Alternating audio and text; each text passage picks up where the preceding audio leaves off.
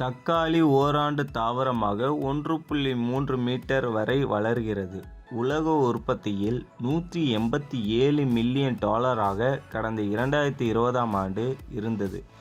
இதில் சீனா 35% பங்கு வகித்தது.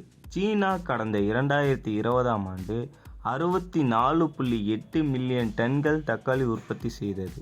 தொடர்ந்து இந்தியா 20.6 மில்லியன் டன் உற்பத்தியும், துருக்கி 13.2 மில்லியன் டன் உற்பத்தியும், அமெரிக்கா 12.2 மில்லியன் டன்கள் என தக்காளி உற்பத்தி செய்யப்பட்டது.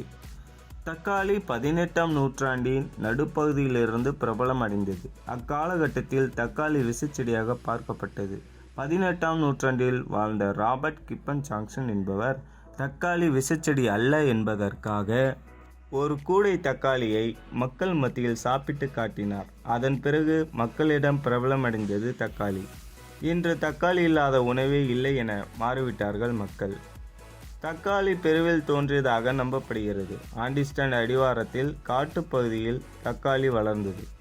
காலப்போக்கில் ஈக்குவடார், மெக்சிகோ, மத்திய மற்றும் மேற்கு அமெரிக்காவுக்குள் நுழைந்தது.